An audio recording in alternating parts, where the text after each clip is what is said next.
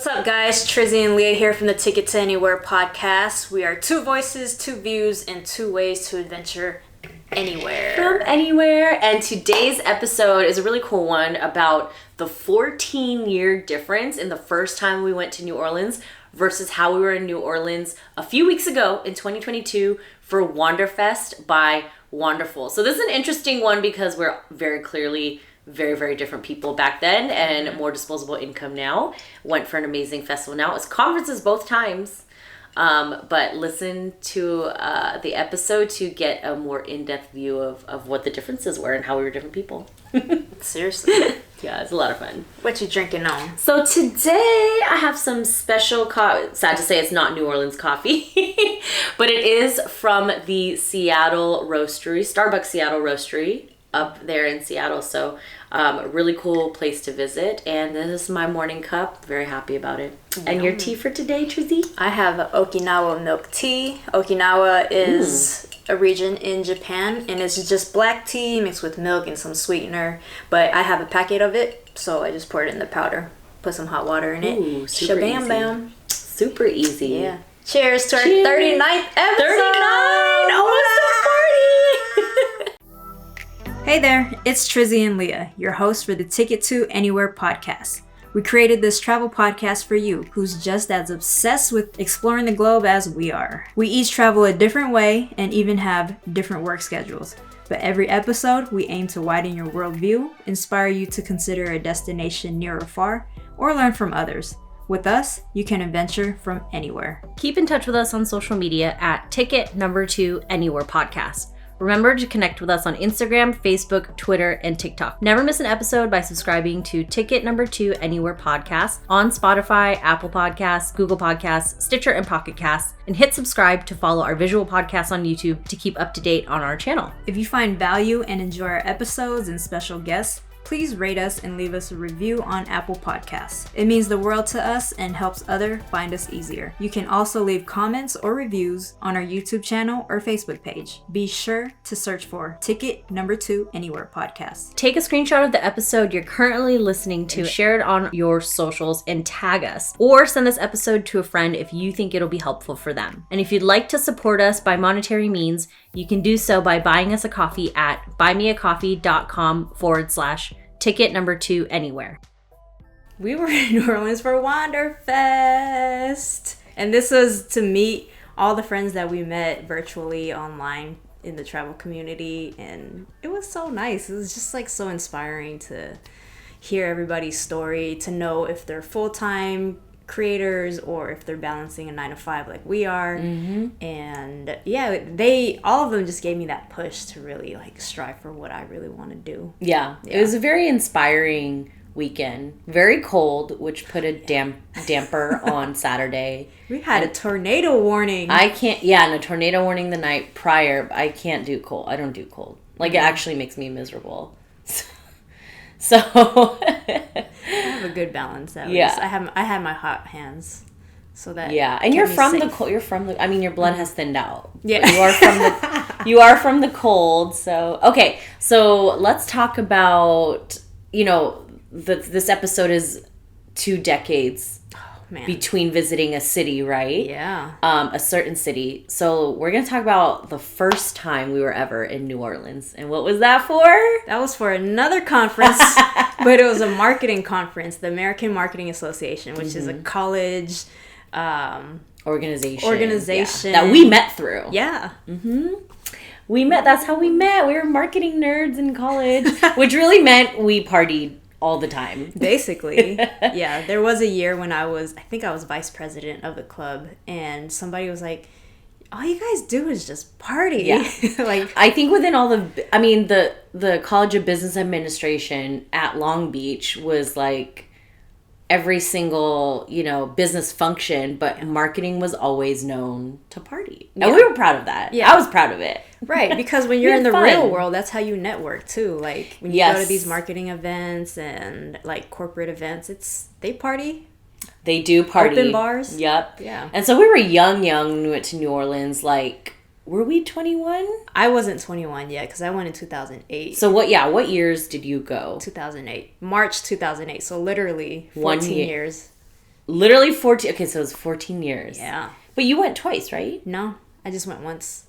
Wait, Yeah. I thought you... Because I went twice. No, I was like, I think I was done after the first year. I was like, you know what? Bourbon Street is great, but because of the humidity... Yeah. And, like, the smell that comes from the humidity, I didn't really enjoy my time there. Right. So, it was a cool experience, and then I was like, I don't need to go back there unless I really, really need to. Okay. And then the Wanderfest was like, I have to go. I have to meet my buddies. Yes. Okay. So you were there in 2008. Okay, I was there in 2010 and 2011. So we didn't cross over at all, even though it was for the same conference, the same marketing club. We didn't cross over because by that point, Trizzy was like over it. Yeah. I was my grandma. My grandma was kind of peaking up. It's like peaking. Yeah. That was like the beginning of the height of my party stage.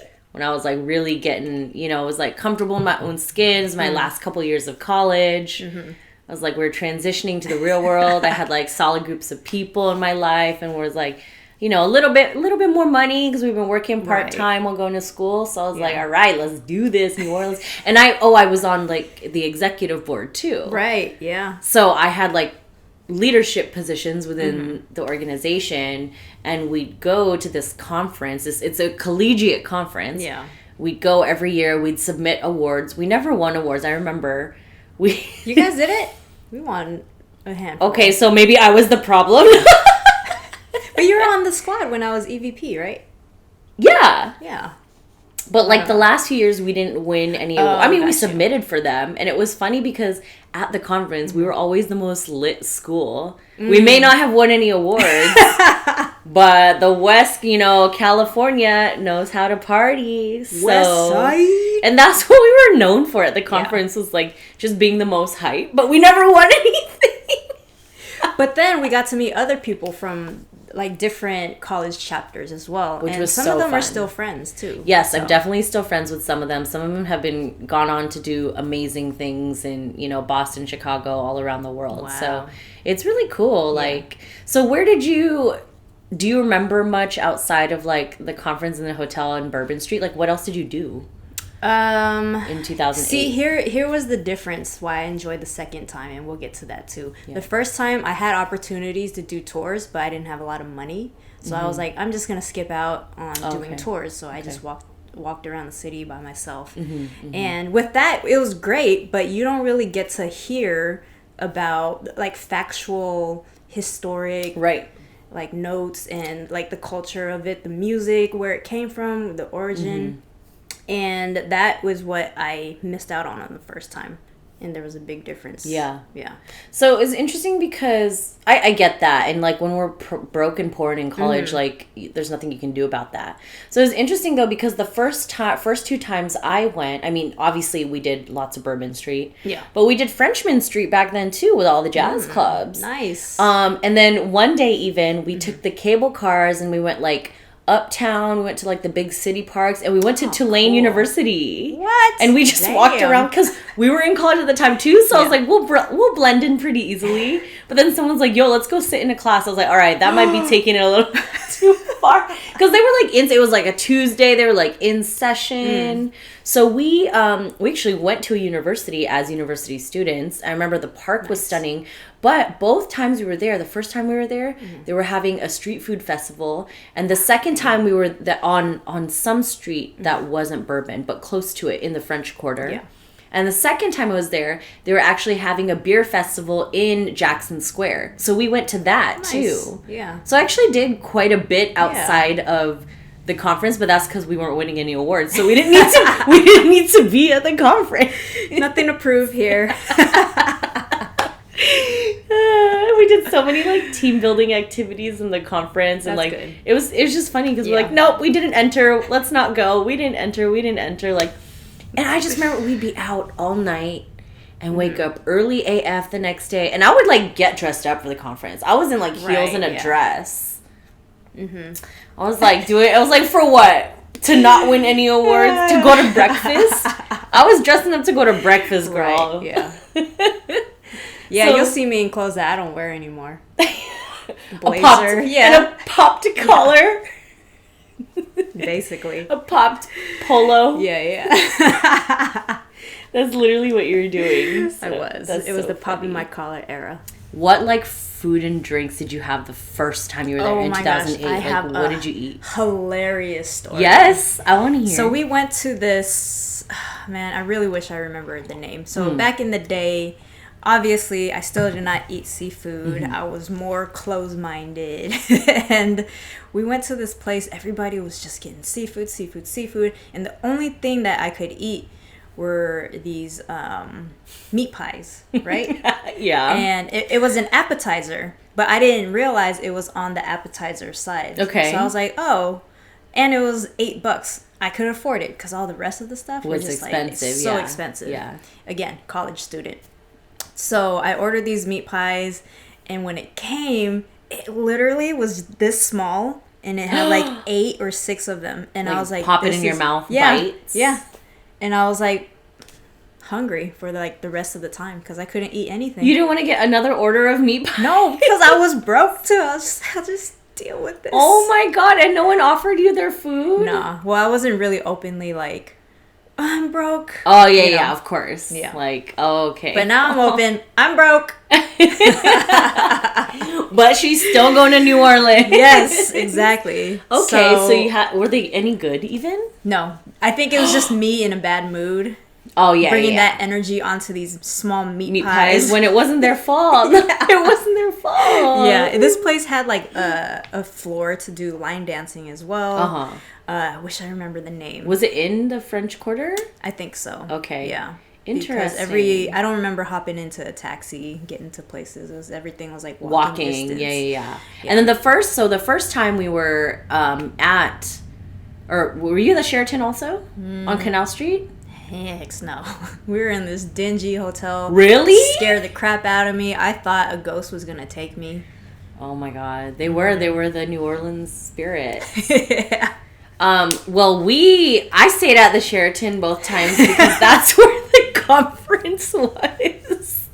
That's what but this is how, and like, y'all out there, tell me if you did this because we are notorious for this. We literally probably stuffed like 6 people in that Sheraton room with like 2 full beds. Like, people were sleeping on the floor, but we do this, if you listen to our other episodes, we do this in Vegas all the time. Right. We'd stuff 14 people into a Venetian room. Venetian, if you're hearing this, cover your ears. But so we stayed at the Sheraton, but that's because we were splitting, maybe $600 room between 6 people. Yeah, and I was saving up for months to go on this trip. Nice. So, but it's nice to be where the conference is. That is smart. I mean, that's worth it if you find people who's willing to sleep on the ground and stuff. I mean, you got to make up the bed for them. You got to ask if there's blankets or maybe a rollaway cot or whatnot. But we can afford hotel rooms back then. We had to stuff that many people. Right. So, but we did stay at the Sheraton. Damn, that's where a lot of people stayed during Wanderfest, right? At Sheraton? Yeah. I feel like anywhere on Canal Street, because it's like Conference Row right there, you know? Yeah, so sure. Like anywhere on Canal Street. The Hilton, the Marriott, the Four Seasons. Damn. I know, so nice. It's all good. But of course we had the beignets as well. So. Oh, you did, yeah. At Cafe Du Monde? Yeah. Was Cafe Beignet even I don't think it was a thing back then. Yeah, I don't remember. But I just followed wherever everybody else was going. I feel like that's because we weren't like into travel at that time. Yeah. We weren't planning. We didn't know. We didn't have disposable income. Mm-hmm. So yeah, like I was the same. We literally, I just followed wherever anyone wanted to take me. I would go there. We were just partiers. Like we just wanted to party. 100%. Yeah. Like I wanted to just get as messed up on Bourbon Street. Collect as many beads as humanly possible, drink all the alcoholic drinks, like with no sense of like seriously anything back now then. That I think about it, I'm like, who paid for my drinks? Because I don't, because I was underage. The older AMA members. Ooh, I must owe them money. They're like, you can get me back. Hurricanes. Yeah, they can get me. Like, I'll get who you paid back for my drinks? This girl's wondering who paid for her drinks in 2008. So if you're out there, send us a DM. Slide into the DMs if you're out there. We'd like to repay you. Yeah, we'd like to repay you for paying for her drinks in 2008. Because when I was there, I was legal. Yeah, that's true. Legally able to drink. Yeah. I was old. This is 22 and 23, so... Damn. Yeah. Yeah. Because I couldn't go in, because if they go in and I ask for a drink, they'll ask for my ID. They'll card you. So they were bringing you drinks in the street. On the streets. I got some beads. I dance battled on stage. Yeah. I sat on a mechanical bull. With a popped collar. I know. Damn, young Trizzy. Crazy. And you just posted a cool reel about some of the poses you did in 2008 versus 2022. Yeah, so I recreated them. I had to. I was like, this is going to be fun. Because I know I was going to go to all those places. Oh, you did? Yeah. Okay. Yeah. That's good. There's no way I was not going to go to Jackson Square. There's no way I was not going to pass by a Bourbon Street sign, which I feel like they've redone the sign to make it higher, because it was so hard to find a Bourbon Street sign. Really? Yeah, because maybe people just take it down. Yeah. Oh, they probably were. Right? Because if you look at the difference Free of souvenir. my 2008, it was so low. I could have just like... Oh, yeah. Screwdriver, unscrew it, take it home. Exactly. Oh, actually, that's smart. Mm-hmm. And you look at my 2022, it's all the way up there. You're like... I don't see how you're recreating this photo, but if you look closely, if you pause on the story or the reel, it's there. It's there. Oh my gosh, that's so funny, dude. Okay, and then so 2022, we go to Wanderfest by She's Wanderful, New Orleans again. Trizzy hasn't been there in 14 years. I haven't been there in 11. And we are completely different people. Yeah. Wanderfest by Wanderful Women's Travel Community, New Orleans 2022, first festival of its kind. We were honored to be there. Honored to be able to create content, be part of the social squad, and attend this first of its kind festival. Yeah, it was special. It was special to go back into a city that I wasn't planning to even visit. Right. You know, and then go in, have these opportunities to do tours, to meet people, like-minded people, because they're all travelers, and to dance in the second line and experience really the New Orleans culture of jazz music, of movement. That was something extremely memorable and special. Yeah. I was like, damn. Well, not only, I mean, like, our mindsets change. I feel like, I was telling someone, I feel like your travel resets every 10 years.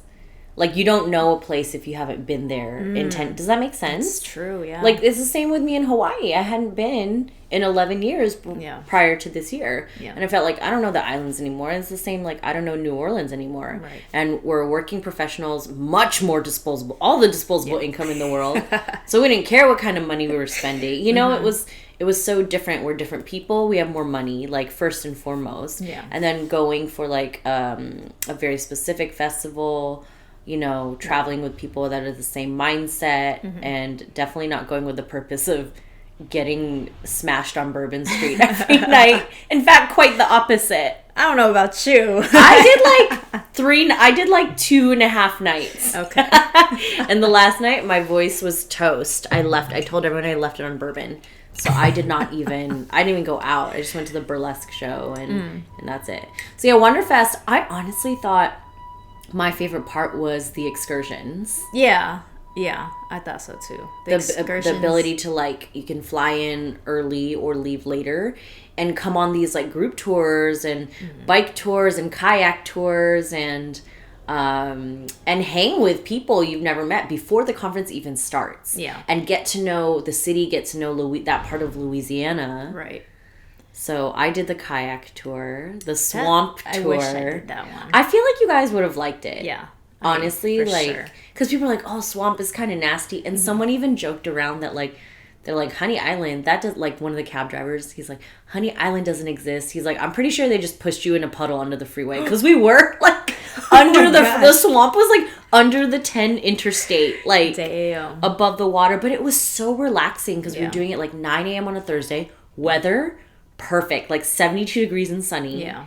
absolutely perfect. Everyone's like at work at home. Meanwhile, I'm like going live in the swamp, showing everyone what a peaceful morning I'm having in Louisiana. And it wasn't humid that day yet. Nope, not at all. Damn, no humidity. Weather, it felt like, honestly, it was like back here in LA on a nice spring day. Man. Yeah. It was perfect. And we got to learn, the guide, she was from Jess from Honey Island Kayak Tours.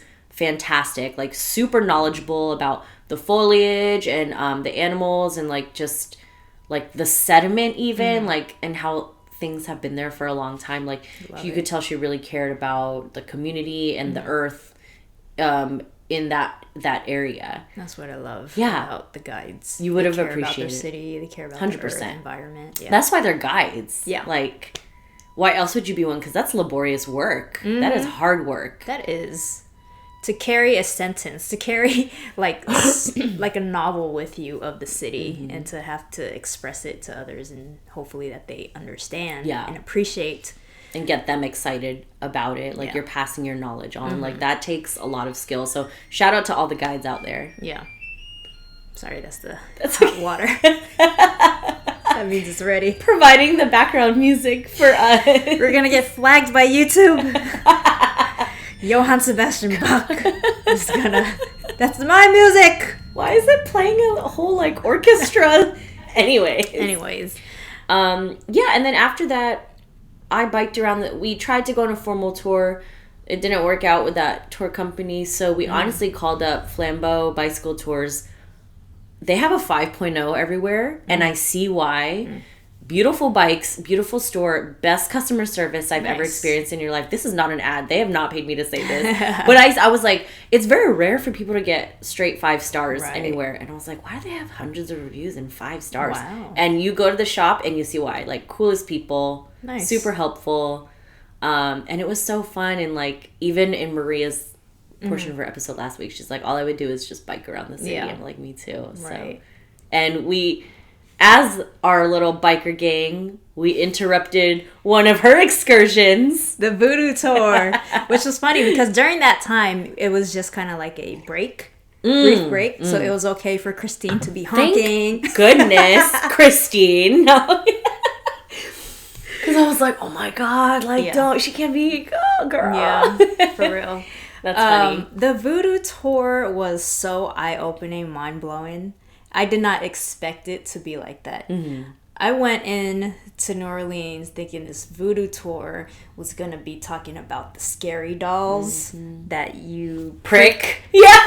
And you're just like, die. That's what I thought it was. I didn't go on the Voodoo Tour, so she's going to teach us a little something right now. Yeah, but that doll is so not it. It's basically for doctors to kind of like if you're my patient, exactly. If you're my patient and you came in one week and you're like, oh, I have like this headache that won't go away, then the doctor would put a note with a pin. Okay, on this doll, that's where the head is, and they'll like record it. You come in like a month later, and I'll be like, okay, looking for Leah's doll. Oh, it was the headache. So they use it as a reference. Like that's like old school records. Yeah, back in the day, back in the 1500s or something. Probably. When paper wasn't a thing. Yeah. But voodoo itself is a religion. It's not a hex. It's not a curse. It's not anything involving black magic, dark magic. It's, you do like an offering. You do a prayer.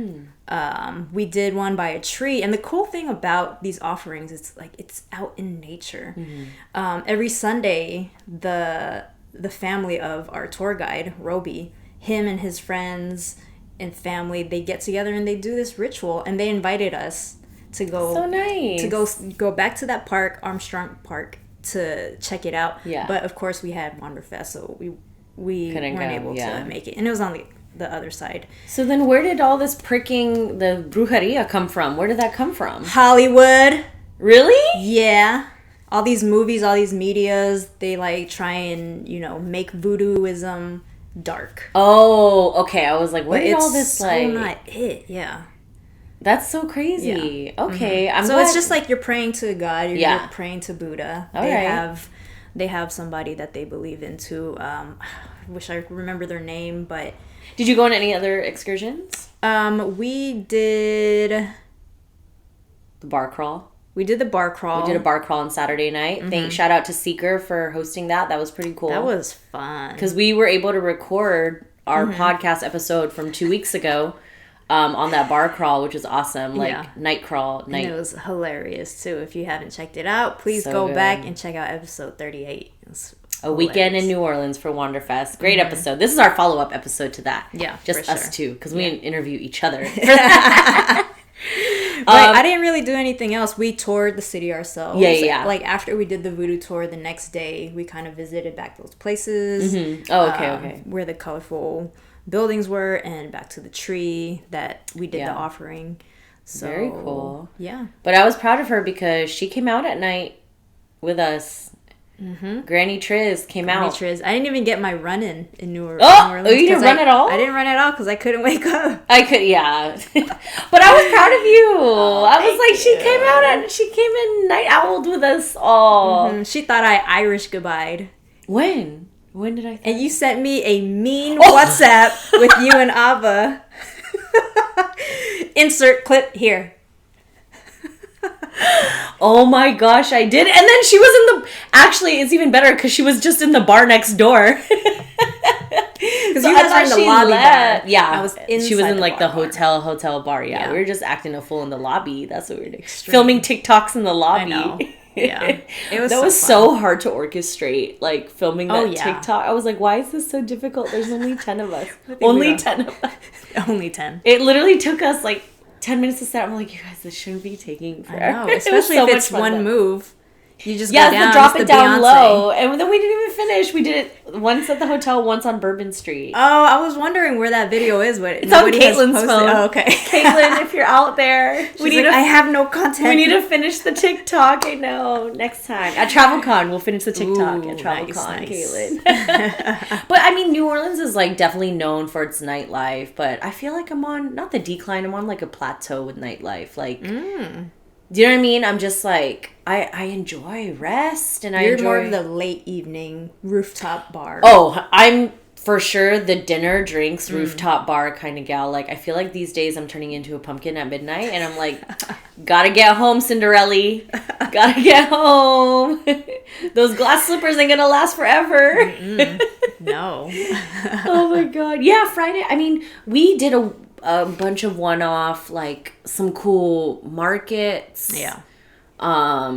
Your trip there was a little bit shorter than mine. Yeah. So we went to like St. Roche Market before the burlesque show on Sunday. So Trizzy had already left at that point. St. Roche Market was amazing. And they have Elysian seafood in there, which apparently at the actual restaurant, you can't book a reservation larger than 6. So they're very, very strict and it's very hard to get into. So the fact that they have it at St. Roche Market, it was like, yes, you got to try like one of the premier seafood establishments in the city without having to wait in a big ass line or make a reservation. Nice. So yeah, I felt like we tried a lot of food. Like, you know, we had to go get lunch during the festival at some point, so we kind of walked off and enjoyed a happy hour somewhere. Yeah. But at the festival, there was a lot of amazing food. Yeah, we tried the Queen Trini, which is like a Caribbean style food. And Hadi talks about it in our last episode too. It's good. They have a vegan choice, but I went with the barbecue jerk chicken. Yeah. Oh, so good. So good. Yeah. And it was like a full meal for like $12, right? Yeah. So shout out to Queen Trini out there. And then I had the Four Cats catering. Oh yeah, how was that? I loved it. Yeah. So they don't have a brick and mortar establishment, but Four Cats Catering, and they were donating money to Ukraine also. So they were selling this dish called ikra. So they're making ikra, and they're making like shrimp skewers. They were doing, oh my God, pierogies. They had bomb food. So Ava and I had a nice big spread, which we'll post up here. Yeah, but that's how her, you know, we're like, okay, what are we each individually getting, and then what are we getting to share? Yeah. So there was some good, and there was I can't remember the dumpling, the dim sum place. Yeah, Chef Andrew. Ooh, we'll put it up here. I think it was like get your mom and dim sum. Get your mom and dim sum. Yeah. What does that mean? Get your mom and then some. I guess maybe. Oh, okay. Get some and then some. Dim sum. Yeah, but a little spin-off. Yeah, and we're hoping mom's ingredients. Oh, okay. Yeah. And we're hoping, you know, in years to come, there will be a lot more awesome vendors there. Yeah. But it was delicious. Like, Breeze Airways was also there. We got to talk to them. Yeah, partnering with French Truck Coffee and Ruby Slipper Cafe. Those are two big New Orleans establishments. French Truck Coffee made a Ruby Slipper Cafe roast edition for the coffee nerd in me. I was like, this is so cool. Ruby Slippers, every time we walked past, there was always a line. Packed. Yeah, we never even went near there because I'm not waiting. I know, I was like, dang, I guess it's for next time because I do want to try. But there were 3 conferences in town when we were there. Did you notice that? I did notice that. I was like, where's people with lanyards? Everywhere we went was our minimum wait. Especially like in the French Quarter around there. Right. So we'd be trying to find breakfast or brunch and it was like we can't wait an hour. We don't have time. We got to get to the festival. Right. So much of a different trip this time than last time. You could tell I enjoyed it the second time more. Oh yeah. I think we're just like more conscious travelers. Like back then 2008, 2010, 11, even though I was much older than Trizzy when I went. Not in terms of just being like legally able to drink, but like mindset. But even then, like 11 years later for me, I was so different 11 years ago, right? Yeah. I was still concentrated on drinking and not exploring the city. And then like even after you left, I stayed an extra day. I stayed Monday after the conference. We went and waited in Cafe Beignet line for an hour. Wow. It was crazy, but they had awesome. His name was Too Bad. The tuba. With the tuba. He was playing outside music. Of Cafe Beignet. I love music. And then we went to, what is it called? The Court of Two Sisters. Okay. All you can eat jazz brunch every day for $33 in the French Quarter. Yum. It was stunning. We went pretty late, like 1:30, so it wasn't that packed, but it was awesome. And Origin Travel, shout out to Brittany and Sandra out there. They introduced it to me, and I was like, "Yo, let's get a group together and go," because they had said they had never tried Southern food before, so it was a good kind of introduction to that. Yeah. And for us that have tried Southern food, it was a good like, ooh, let's compare and like let's have multiple things at once, you know, rather than going to a restaurant and ordering one plate. But damn, a jazz brunch buffet. It was so it's like stunning. A lot of Cajun, a lot of Creole. Yeah. It was some seafood. It was crawfish and shrimp. So and they had fish there too. Like when there's seafood in a buffet, I'm like, this is fancy because seafood is not cheap. You know, it's definitely not. And who was it? Meatball, Christine's partner, and Caitlin both said this was like some of the best duck they had ever had. Wow. Which is kind of crazy. Like, really? They had a buffet? Duck? Yeah, they had duck. Yeah, this is real fancy. Yo, get your $33 worth. Seriously. Don't go to Vegas. They're going to charge you $55, maybe $60 minimum. Now. Yeah. I've paid $70 for a buffet in Vegas before. Damn, man. See, like buffets the aren't worth it for me because I don't eat seafood. Yeah, I know. Part. That's what hikes up the price of a buffet is the seafood. Yeah. But yeah, I felt like even with, what was it? Oh, I'm sorry. I felt like I was there full day, Friday, Saturday, Monday, Thursday. Even with 4.5 days, it still felt too short. Right. But well, because we were busy too. Yeah. We're at the conference for half of it. And you had a lot of duties outside of the conference too, yeah, and then we were recording too, which obviously we love, but it makes things go by quickly too. And then going out all day and then going out all night because it was nonstop. It was really rest. Yeah, I think I rested for 20 minutes at one point. I remember every time we went back to the hotel to just rest.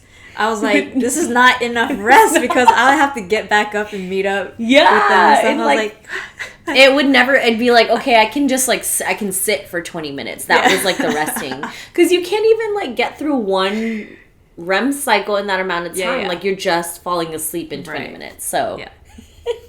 I was like, I gotta get up now? Okay, fine. So much fun. Let's make this happen. I want to go back to Breeze Airways as a vendor, though. Oh, yeah. I think they're pretty cool because I was talking to them, and I found it very inspiring how they started just last year, like May 2021. In the middle of the pandemic, when travel was just being teased, like, oh, you guys could maybe travel. So they start off in the East Coast, and then less than a year later, they're on the West Coast now. In the pandemic, yeah. But yeah, it was cool. And I remember on the second day, they put their cornhole set out. So I was playing, I was winning. I was like, I practiced for this. Nice. But yeah, that's super interesting. And I think anyone that has thrived and grown or started during the pandemic is honestly like a savior. Yeah. So kudos to you. Hey, wait, even us, we continued to talk about travel during the pandemic. Yeah. You know, safe travel. It's pivoted a lot, but you know, we had never fun. said we were met a going to lot stop. We met a lot of people and stuff. Did you? So, yeah. I thought it was a weekend well spent. For sure. In New Orleans. Yeah. And we can't wait to do it again next year. You want to talk about your accommodation? Because it was different from Sheraton. Definitely different. But I stayed at High Hostel, Hosteling International. It's a chain in the U.S. On Canal Street, at the end of Canal Street there. And I shared a private 4-bed with a private bathroom with 3 other girls from LA. So we've all known each other previously, and honestly, it was absolutely stunning. Nice. The beds were some of the comfiest hostel beds ever. The comforters were hotel grade comforters. The room came with a TV, a desk, amenities such as like shampoo and soap and conditioner. And I thought the first floor and the second floor of the hostel were massive, really conducive for working remotely. There was pool tables, there's couches, lounge chairs, places to sit, mingle, play games. The kitchen space on the second floor, tons of couches, tons of tables. Huge, like, industrial-sized kitchen, like 4 sinks. Wow. 3 refrigerators. Yeah, lots of counter space. Anybody could use it that's staying there? Yeah, that's staying there. Huh. And even, anyone can come into the lobby, actually. It's just past a certain point when it goes up to the dorms that people can't go. Gotcha. And they'll let you drink in the lobby. They just said no alcohol beyond this point. Ah. So, you know, some of our friends were enjoying some margaritas on the bottom floor. Nice. And then free coffee and tea throughout the day. Free coffee, tea, and water all day. 24/7, yeah. 5 floors. I did walk up once, and I was like, I will never walk up again after that, because the elevator was probably the slowest elevator I've ever been on in my life. So it'd probably take you a good 5 minutes to like wait for the elevator to come down, take it up only 5 floors. Right. But the stairs were pretty gnarly. But it was beautiful. They redid the building. It's connected to a little cafe called Besame, which served like trendy Mexican food. And the location was awesome. Literally 5-minute walk to French Quarter. Yeah. I walked past High Hostel and I looked inside and I was like, oh, it's really nice because there was a pool table, nice, right? Yeah. I saw a pool table. Did you walk in? I didn't walk in because I don't know if it was just like only for guests only. Oh, yeah. No, they pretty much let anyone walk in and they lock it. They lock the door. You have to have key card access after like sunset, basically. Cool. Yeah. Okay. It's nice because people are checking in all the time. Yeah. They can't keep it. Some places do keep it locked all the time, but with the amount of beds and volume, like High Hostel probably allows hundreds of people to stay there at a time. So it's hard to like keep the door locked. Mm-hmm. How much did you pay? Let's see. I was there, I think 5 nights split between the 4 of us. My total was about $260. Nice. For 5 nights for my own like bed. Mm-hmm. And a shared bathroom with just 3 other women. So not bad. Especially, actually, I was telling people, I thought it was expensive when I paid it up front. I'm like, oh my God, it's a hostel, it's a private room. Like, that's so expensive. But after I got there and stayed there, I was like, this is way worth it. Yeah, it was so worth it. So check it out. High Hostel in New Orleans on Canal Street. I stayed at the Blake, which was not too far from the High Hostel. It's in the area, I believe it's called the Garden District. So nice. It was still easy, walkable to the French Quarters. Super close to where the conference was in the Spanish Plaza. And you're basically just paying for the location. Yeah. So through the photos online, it looked very luxury. That's what I thought. And I was like, wow, the price for it, we paid maybe $150, which included tax and fees. A night? A night, yeah. Okay. And I was like, oh, this is pretty nice. Let's book it. But when we got there, it was still a little run down. Yeah. Like, there's still some renovation that could have been done.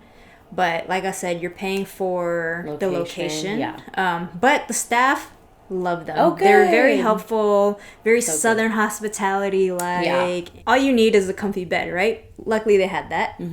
The bathroom, one of the plugs, they weren't working. And then... Sounds like an older place. Yeah.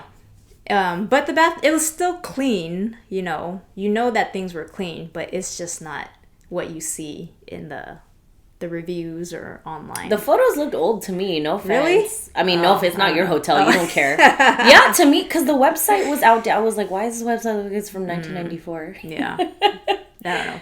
Yeah, so the plug in the bathroom wasn't working, and then when the tornado warning came, that's where God. we hid, and we were like, oh my gosh, we're gonna have no power.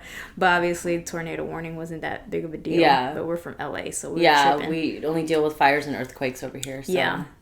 But that was the only thing. I would still recommend it to people. Yeah. Because it is a good price. It's in a great location. Would you stay there again? No. I'll recommend it to other people, but for maybe if like it's a first time. Yes. Okay. Exactly. Okay, that makes sense. That makes sense. Yeah. Exactly. But you were trying to find a place in like crunch time, basically. So it was inventory's limited. Like we said, there were 3 conferences there. Right. So yeah. But I will give it up for their fitness, their gym. Oh. Okay. It was probably the best part of it. Yeah. Wow. It was nice. It was on the top floor. You could see the view. That's nice. And I saw the Ace Hotel from afar. Oh, yeah, you were super close. Yeah. We went and had drinks on the rooftop at Ace. It was so nice. Oh my gosh. You could see the rooftop of the Ace. And I was like, oh, that's where we were at the other night. There it is. Yeah.